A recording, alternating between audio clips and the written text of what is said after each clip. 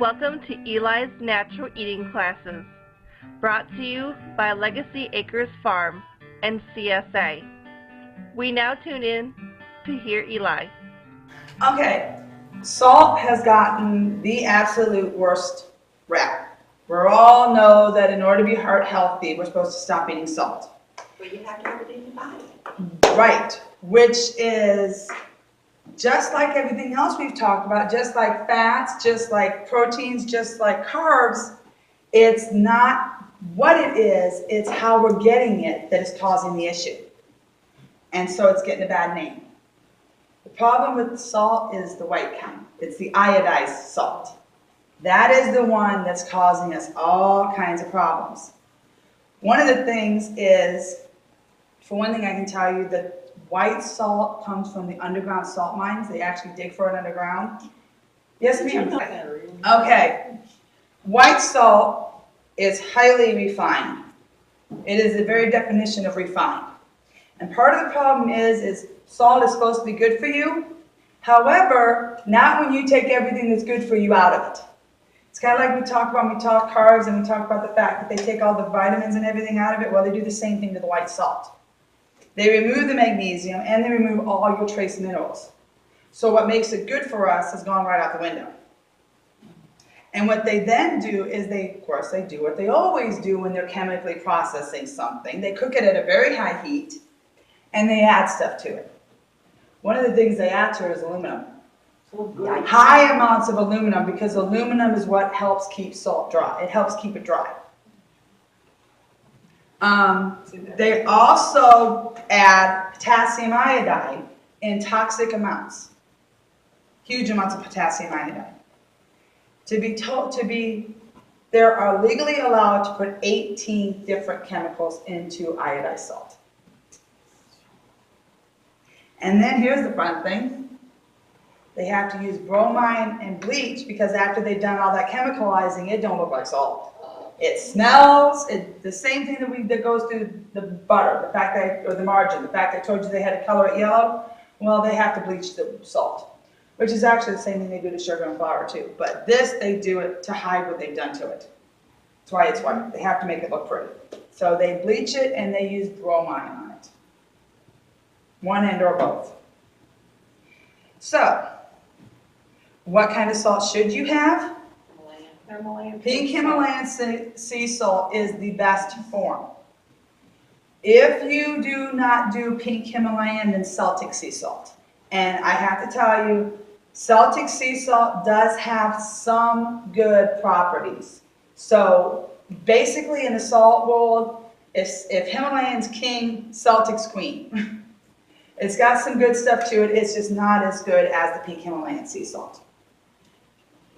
Pink Himalayan sea salt comes from very old salt mines. And one of the things about sea salt is where your iodized salt comes from under the ground, sea salt literally comes from the sea.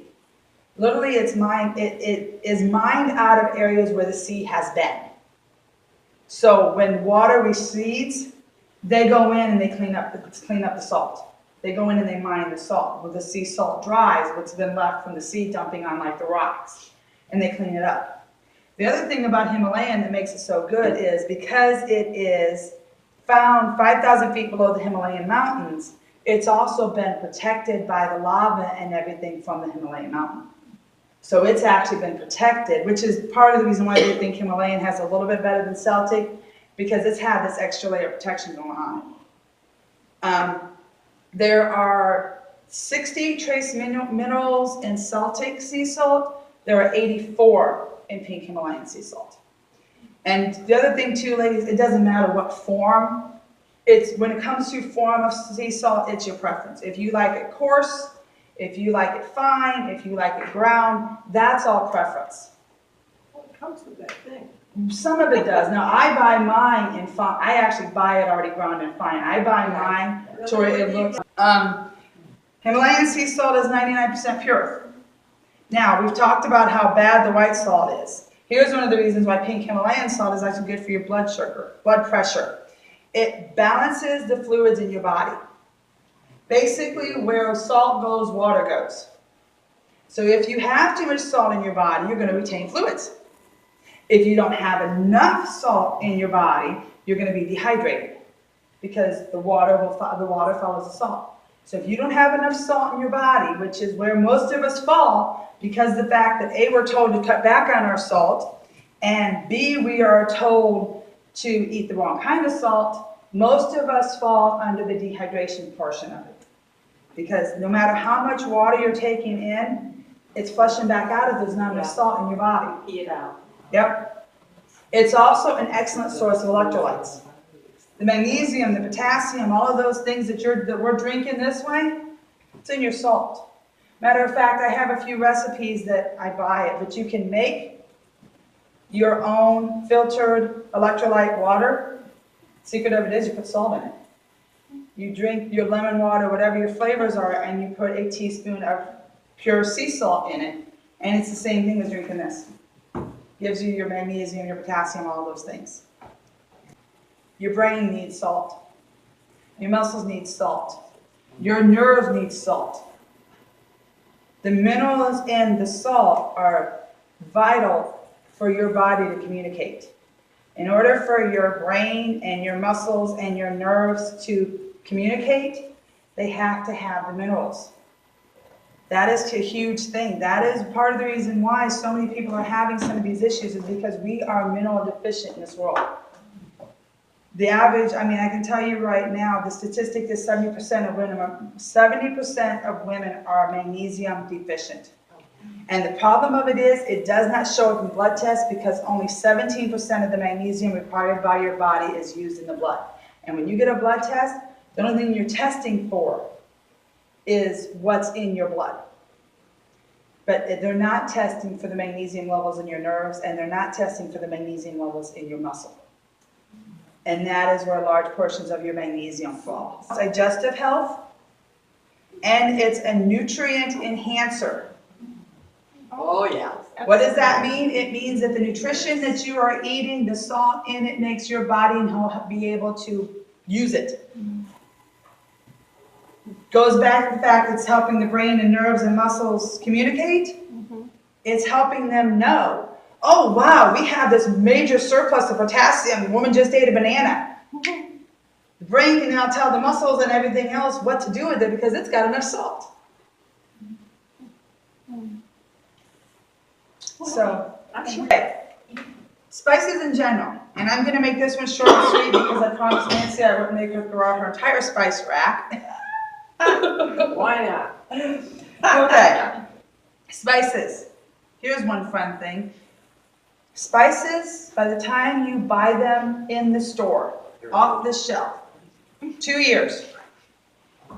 2 years old, because the average is almost a year of sitting in the warehouse and almost another year between warehouse, and we're just talking, when I say sitting in the warehouse, I mean the manufacturer's warehouse. Yeah. And then they sell it to the store, and then it sits in their warehouse for another year. Now here's the bad news. Spices have a shelf life of 6 months. That's what Martha Stewart says. You're supposed to So, throw them out. But guess what? By the time you buy them, they're already shot. Here's one little tip, ladies. If you open it and you can't smell it, it's dead. If it doesn't have a scent, it's dead. Because you should be able to smell it. The ones that, like the bulk food store? You're better off, actually the best way to do it is you're better off buying them fresh. You're better off, the best way to buy your spices is to buy them fresh. Those who can't, the health food stores, if you buy your spices there, are usually pretty good. Organic depends on the company because there again, as Jamie and I both said, organic only means I didn't spray with pesticides. It does not necessarily mean I'm doing everything else I'm supposed to. So, ladies, you want to talk about a difference in your cooking? Cook with fresh herbs. Oh, absolutely. What are you doing? Oh, my goodness. Fresh basil and some tomato. Oh, yeah. Now that is spaghetti sauce to die for. Absolutely. Now here's the thing. Here's the other thing with fresh herbs. This is one of the secrets. I don't always, because they're fresh, you can cook with them like you do a bay leaf. Throw the herbs into your tomato sauce, throw them in the hole. so you can find them again. Let the stuff cook. When your herb goes all limpy and wilted, pull it back out. Because everything that's in the herb has now cooked out of the herb into the food. I did that with a lot of the stuff because I told you, I've got one of the world's pickiest families. Matter of fact, I do green peppers that way because my husband can't stand green peppers, but I know they're really good for him, so I'll throw half a green pepper in whole, or I'll throw an onion in whole, and I let it cook, and then when it's done cooking, I pull the stuff back out. You know, on some cooking show once I saw where they took like tulle or something like that, make a little bag, put all of it in there. tie it Yep, shut, you put can it do in, that way too. Pull it out. Yep, that's exactly, basically it's the same thing. The only thing that they're doing is they're saving you from having to fish it out. Well, I'm good at eating bay leaves because I never find them. Yeah, so anything cheesecloth, you can do the same thing with cheesecloth. Make a little baggie, tie it, put all your herbs in it, tie it shut, cook it right before you serve to the family, pull it back out, throw the stuff away. And cheesecloth is cheap. But that is the best way to do it. And there are all kinds of benefits to keeping herbal plants because for one thing too, herbal plants have the scent. So, you know, if you have basil in your house, I can tell you like it's great for spiders and things like that. But even if you don't want to go that green, go to the spice aisle and buy them on the rack where it's just the piece broken off. Take it home, keep it in the fridge, use it up. Next week go buy more. You're still getting the fresh herb, especially if you get the ones that are organic, because then you don't have to spray. Because that is the other thing too about spices. Keep in mind, ladies, spices are pesticide ridden because they're sprayed. Here's the other thing. Health regulations are very lax when it comes to spices. There's hardly any at all. One of the things they say is it's almost impossible to grow a spice without a natural defect. Now, Jamie and I, being naturalists, we would agree with that until you read what their definition of natural defect is. 20%, they allow up to 20% foreign material in their spices. Rat poop. Hairs, Ants. Ant, yeah. all the stuff that we would, ant, I mean, but you know. I mean, yeah, up to 20%. Up to 20% can be the things we're talking about and even more disgusting. So it's Sound protein. Right, Yes. protein. Well, you know, there's some places where eating ants is a delicacy. Sure.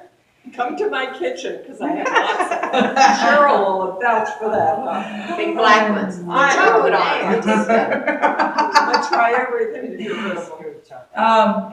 Okay. If you're going to do spices, and this is the next piece, and then I'm going to give you guys a couple treats at the end. If you're going to do spices, don't buy the blends. Make your own. Spice blends are the worst form of spices you can buy. I'm talking your seasoned salt. I'm talking your Italian spice. I'm talking your clove, your How about my Chinese 5-spice? that goes on You my can list. make your own. Yeah, Cajun, any of those. One of the things is, because here's the thing, they love to throw lots and lots of MSG into spice blends and then get away with it because by the time they throw everything together, you don't notice it as well. It's Do they easy to do throw that it with in. garlic salt too? Garlic salt, no, we're talking spice blends. We're talking about taking 5 or 6 spices and throwing them together. They put high fructose corn syrup in them in solid form. It's why sometimes if you make them, you can't ever quite get them as sweet. Yeah, they're artificially colored and preserved. They're not, yeah. And here's another big one. This one comes back. Remember when we talked about BHT and we talked about it in your cereal? It's in your spices too, ladies. And it's not labeling your spices the way it is in cereal. Cereal, most places are now labeling it because of the effect BHT is having on kids. The spice world has not gotten there yet. So sriracha stuff, that's no good either. I just Dump your discovered. cupboard, Nancy. Well, I I just told her I was discovered going, it she on was going chicken to. wings. Okay, so now before Nancy decides to give up spices completely, see how I planned this, let's talk about the herbal kitchen. Many of you are interested in natural remedies. Many of you are interested in doing, and we've talked about herbs. Do you know that how most herbalists begin is in the kitchen? the spices that you cook with, they're herbs, ladies. And they have the same medicinal strength when you cook with them, especially if you use fresh or you use properly dry, that you would get from somebody like me who's making this stuff for you. Why do you think, there again, I'm going to come back to it. Why do you think, number one, chicken soup is so good for the soul? It's not just the chicken and the broth, which we're going to talk about the broth next week, I think. But it's also the spices. It's all that wonderful green bitter stuff that we used to complain about that Grandma put in soup. Why do you? My grandma's, she put feet in them with these little Oh, hairs that's sticking the good off them. stuff. And Oh, lots of yeah. farina balls. Why do you think, truth be told, for a long time, why do you think it was so healthy to be Italian? Because our Italian grandmas made spaghetti sauce with real herbs in it. And they look so young because of all that olive oil. Well, no, we're going to get to that's the herbs too. Oregano. I love oregano. Oregano, oregano, oregano. 19 chemical compounds in oregano that are antibacterial. Oregano is a natural antibiotic. Really? When my kids get sick, I rub oregano oil on their feet. It's a Buy natural. that, like, you know, You can, green thing, whatever you if call you go to the store and you buy oregano it. for Grocery your, list. if you buy oregano for your spaghetti sauce, and you get either fresh or you get properly dried, it is a natural antibiotic, even for you. That's what I'm saying. You don't have to come to me for some stuff. Some of the stuff, just by the way you cook, you can improve your health. And not just in some of the big ways we talked about. My family thinks I'm weird because when I think my kids are getting sick, I make spaghetti sauce. Why? Because I'm throwing oregano in it. I'm getting a natural antibiotic into them and they don't even know it. Because the oil in the plant seeps into the food. It also helps with digestion and lowers your blood pressure. Basil. Basil relieves gas and upset stomach. It's a really good one, which is another reason why you find it in most Italian dishes, because Italian dishes are known to cause flatulence. Speaking of our Italian grandmas looking so young, basil prevents aging. Somebody should have told me that 30 years ago. Too late now. It has anti-inflammatory properties.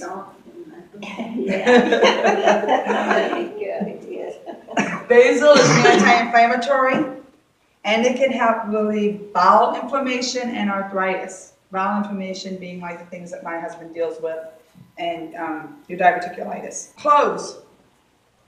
Cloves. I know cloves are not a huge one for people, but cloves actually helps control insulin levels. For those of you who struggle in the land of sugar. Cloves are like the thing that they put on the hams, right? Mm-hmm. Yeah.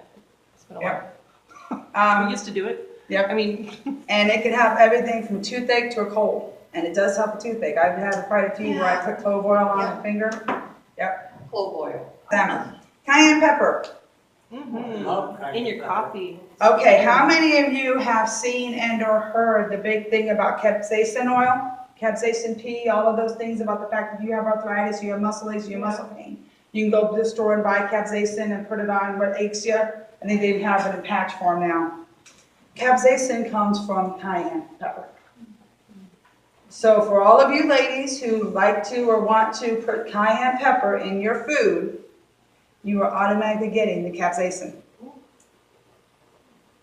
It's also an antioxidant, and it's another anti-inflammatory. It helps boost your metabolism. So for those of you who happen to know that your metabolism is kind of sluggish, spice up your food a little bit. Cayenne pepper detoxes your blood, which is why it's in all of those new apple cider. You put the apple cider and the honey and the cayenne pepper for the detox drinks that float all over the internet. There's truth in that one. And the cayenne pepper, unfortunately, is important because that is a very strong way to get it. Okay, rosemary. Rosemary is, you're going to notice some things here kind of running common. It's another antioxidant. It's full of vitamins and minerals and all those things. Put it on chicken wings? Rosemary is another one that That's helps, you can't, Nancy. Okay. Yes. helps fight aging. Another one of those. Took me a long time ago. A long time ago. Helps with memory. Should have been it a long time ago. Well, but it's never too late to start, especially with the memory area. Yeah. I know a lot of people who've added it, and matter of fact, it's a key ingredient in a brain remedy is rosemary. And a few weeks ago, remember we were talking about frying foods and we got to talking about grilling, and I told you guys that I knew there was a few ways to help with the whole issue with grilling. Rosemary is one of them. Adding rosemary to your food helps prevent the production of that HCA stuff, the byproduct that when you grill meat, they're telling you that it creates a byproduct that's actually bad for you. Rosemary and a few other herbs actually help with that. So one of the great ways to help with that HCA stuff, if you love to grill, marinate what you grill in an herbal mixture. Use your tomatoes and marinate it. Don't either sprinkle, I mean, some people say that you can sprinkle it on when you're grilling, but the best way to do it is to marinate it. Marinated in like olive oil or rosemary and like garlic. Garlic, I think, is another one. There's like 5 or 6 of them now that they're saying does help with the grilling, the HCA stuff that comes out of grilling. But yeah, HCA, it's that chemical byproduct that's gotten a bad name that they tell you you're not supposed to grill. It's something, it's in the black. When you grill meat, and you know we all get that wonderful char, they have said that this HCA is part of that charring and it's actually toxic, and I believe it's a carcinogenic. And we talked about this a while ago when we were talking about frying, and I said I knew that there were some ways to cut back on that, but I couldn't remember what they were. One of the ways is to marinate your meat in herbs, and you, like I said, you do olive oil, and some people do like a tomato marinade. Mm-hmm. Sage. Sage is another one that helps with memory. Matter of fact, there has been research done on sage that shows that it helps improve the symptoms of Alzheimer's. Cinnamon. Now, before I tell you what cinnamon does, I think we already had this talk the other day, but I'm going to remind you guys that there's 2 different kinds of cinnamon. There's baking cinnamon and there's what's called sweet or Ceylon cinnamon. If you're going to want to use it a lot because of what I'm about to tell you, you want the sweet or the Ceylon cinnamon because of the fact. You're saying Sully, spell it. Ceylon. Oh, where do you get that? From Ceylon. Yeah, where do you get that? It's up India. You can order it. I actually get it from the natural food store. You can get it from Mountain Rose Herbs. You actually, we were talking about most of your grocery stores have it. Yeah, and especially in the, was you saying the Hispanic section? Oh, yeah. This is Hispanic sections, and a lot of your grocery stores carry it. The IGA's there. Yeah, when you look, you can buy it in like. That's already ground up. No. No, Sticks. it's sticks. Yeah. When you buy it in the stick form, though, you want it should look like bark. Because Ceylon cinnamon is actually the bark from a cinnamon tree. Yeah, and then you just can shred it yourself. So could you put it in the coffee grinder and make powder Yes. out of it, and how long would it keep? 6 months. As long as you seal it. No plastic bags. You want to put it in like a jar container, something that actually would have a seal. Cinnamon fights cancer. Alzheimer's, Parkinson's. And there is vast amount of research out there that shows that it stabilizes blood sugar. Which is the one warning I'm going to give. The other warning I'm going to give. I know a few of you are probably thinking, ooh, I've got to increase my cinnamon.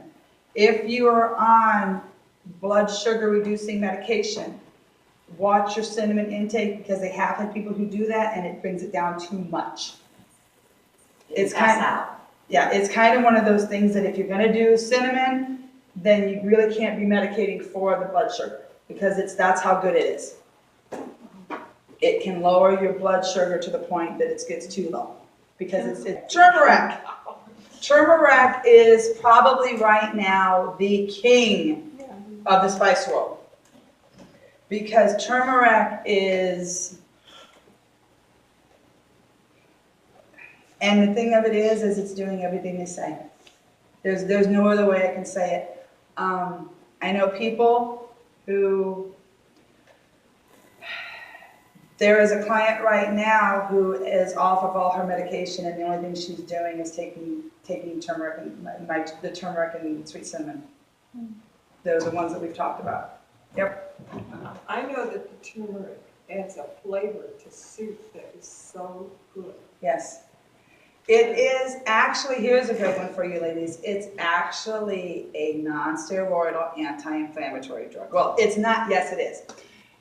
And the nice thing of it is, so it does, well, I started to say something and then I had to correct in my brain. It is a non-steroidal, it works like the non-steroidal anti-inflammatory drugs. That's what I want to say. But which is, for those of you who don't have a medical degree, that's your Advil, that's your ibuprofen, that's your Aleve, that is all, that's your Tylenol, that is everything we take for pain that is an aspirin. Is good for osteoarthritis. So you can grow it in the garden? Okay, so it's a non-steroidal anti-inflammatory. You can use it the same way as your ibuprofen, your Advil, all of those things, without all the nasty side effects of your Advil, your ibuprofen, your Tylenol, all of those things. Osteoarthritis, cancer, brain fog. And yes, I've seen it, there are people who have had miraculous remission from cancer, which is the doctor's way of saying you're healed and we don't know why, because we don't want to give credit to what happened. Yeah. Turmeric is one of those things. And it is because of now here's the thing. It is because of the curcumin, which is a compound in the turmeric. Now, this is my warning, because a lot of you know curcumin is getting a huge thing, and it is in the turmeric. Problem of it is the ones that send off red flags are the ones that say turmeric and curcumin. And you can go to the drugstore and you can buy bottles that say turmeric and curcumin, and they're putting it on there trying to make people think, oh wow, there's nothing special about it. If it says turmeric and curcumin, all they're doing is telling you that this turmeric has a curcumin in it. So you're not buying anything special when you're paying extra money to get the bottle that says curcumin on it, because curcumin is naturally found in turmeric. It's a naturally occurring compound in the herb. Last one, parsley. Parsley brings out other minerals in food. Parsley is a great one, like if you cook parsley with like your chicken, like when we talk broth and those other things next week, if you put parsley in your chicken or with other things, it helps bring the minerals out of them. So by putting parsley, that's why there's green stuff floating in the chicken soup. By putting parsley in your chicken soup, it helps pull the minerals out of the chicken. Is that good? Yeah. Very good. Does it matter what kind of parsley? No. It also is a detoxifier. And so is, I've not got on the list, but I can tell you, so is cilantro. I was going to ask you about that. Cilantro and parsley are both very good detoxifiers. They are very good at helping get, especially when I believe it's heavy metals. They are very good at, like with heavy metal detoxification.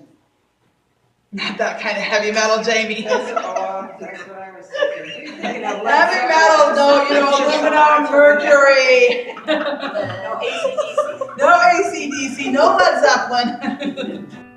We hope you've enjoyed today's class. Please subscribe to our YouTube channel to be sure to see future episodes. Thank you again and have a great day.